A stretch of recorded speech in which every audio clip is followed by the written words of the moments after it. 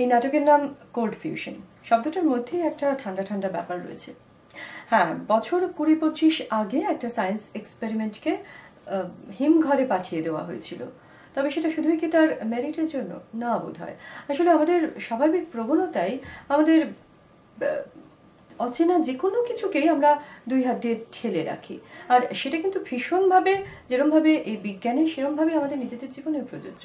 ফলে বিজ্ঞান, সমাজ, আমাদের জীবন, এই সমস্ত কিছু মিলিয়ে বেশ কিছু জ্বলন্ত প্রশ্ন সাংবাদিক ঝিলাম আপনাদের সামনে তুলে ধরছে এই কোল্ড ফিউশন নাটকে। 21st সেঞ্চুরিতে বাস করি, এখনো কি মধ্যযুগের মতো এস্টাবলিশমেন্ট আমাদের কন্ট্রোল করবে?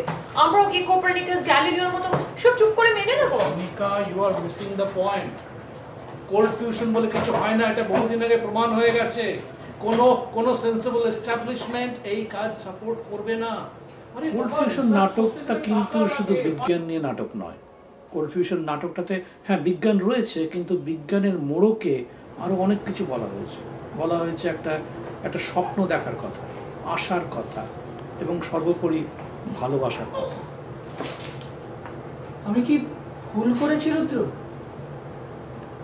আমি কি ভুল ভেবেছি?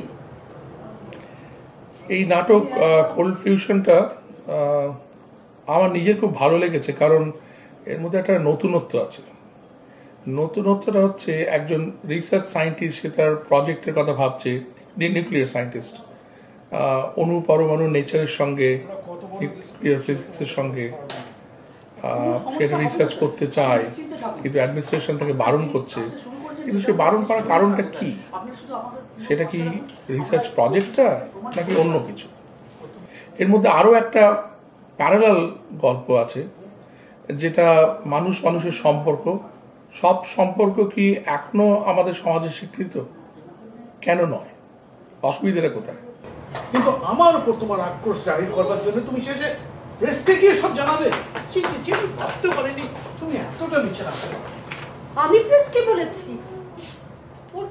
কোল্ড ফিউশন যে কোনো স্টোরি টেলারের কাছে একটা খুব ইন্টারেস্টিং স্ক্রিপ্ট, কারণ স্ক্রিপ্টের মধ্যে দুটো প্যারালাল জিনিস রয়েছে। একটা সায়েন্টিফিক ফেনোমেনা, যেটা প্রচণ্ড বিতর্কিত, প্রচুর ঘটনা ঘটেছে তাকে নিয়ে, আর আরেকটা আমাদের জীবনের কথা, জীবনের গল্প, প্রেম, ভালোবাসা, বিশ্বাস, অবিশ্বাস, ঘৃণা নিয়ে আমাদের প্রতিদিনের জীবন, এবং এই দুটোকে একটা ইন্টারওয়াইন্ড করা হয়েছে।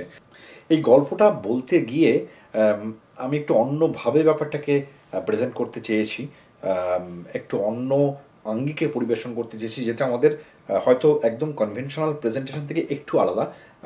আশা করি দর্শকদের সেই প্রেজেন্টেশনটা ভালো লাগবে এবং আপনারা দেখতে আসবেন, এবং দেখে সবচেয়ে ইম্পর্টেন্ট যে একটু যেহেতু অন্যভাবে করা হয়েছে, আপনাদের সেই ধারাটা সম্বন্ধে আপনার মতামত আমরা জানতে পারবো।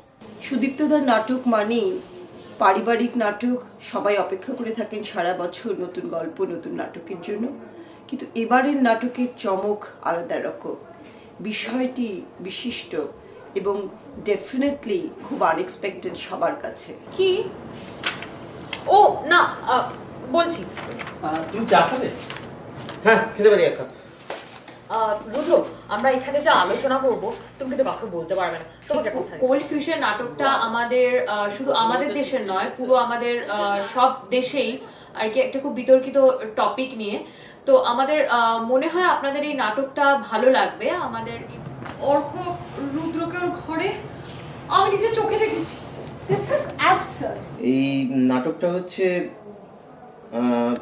ওদের গল্প, যাদের আমরা ঠিক বুঝতে পারলাম না কিংবা বুঝতে পারি না বলে তাদের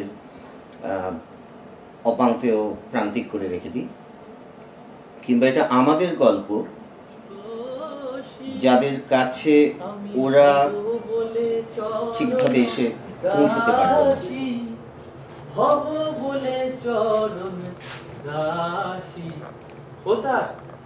না। কপাল গুনে ও আমার মনের মানুষের